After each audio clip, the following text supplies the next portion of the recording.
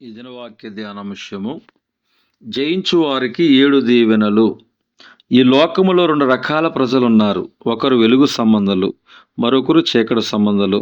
చీకటి పాపమును గుర్తు, వెలుతురు పరిశుద్ధత గుర్తు.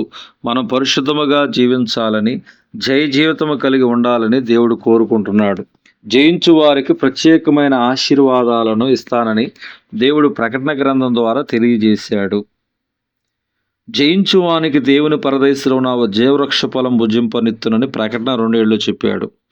జయించువాడు 2వ మరణం వలన ఏ హాని చెందడని ప్రకటన 2:11 చెప్పాడు. జయించువానికి మరుగైన మన్నాను భుజింపనిత్తునని ప్రకటన 2:17 చెప్పాడు. జయించుచు అంతము వరకు నా క్రియలు జాగ్రత్తగా చేయడానికి జనుల మీద అధికారం ఇచ్చిదని ప్రకటన 2:26 చెప్పబడింది.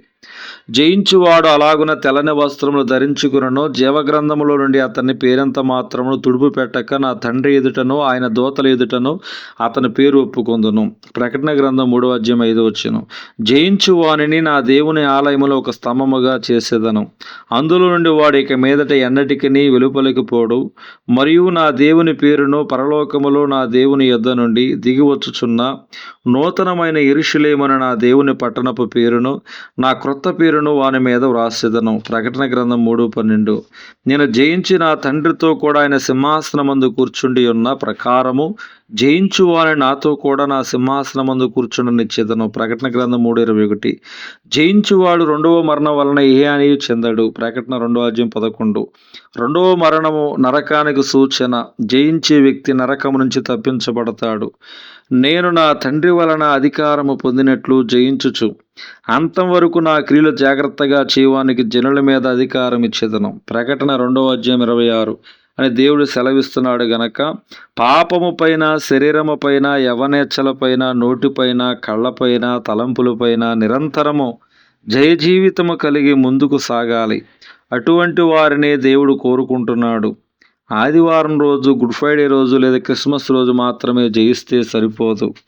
ప్రతిరోజు వాక్యం చదువుతూ, ప్రార్థిస్తూ దేవుని శక్తిని పొందుకుని క్రీస్తుని జయించిన విధముగా మనము కూడా జయించాలని, అంతవరకు జయించాలని దేవుడు కోరుకుంటున్నాడు.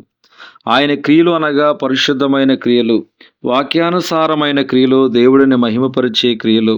అంతవరకు జాగ్రత్తగా చేయడానికి జనుల మీద అధికారం ఇచ్చేదనని ప్రభు వాగ్దానం చేశాడు కనుక పాపమును, శోధనను, శరీరమును, సైతాను జయించే వారిని దేవుడు ఉన్నత స్థితికి తీసుకుని వెళ్ళును.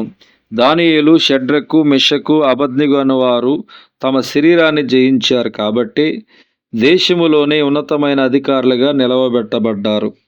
నీ ఆత్మీయ జీవితములు ఏ విషయాల్లో తరచుగా ఓడిపోవచ్చున్నావో పరీక్షించుకుని వాటిని జయించుటకు దేవుని సహాయం ప్రార్థించండి. జయ జీవితము దేవునికి మహిమకరము, ఓటమి సాతానికి సంతోషకరము.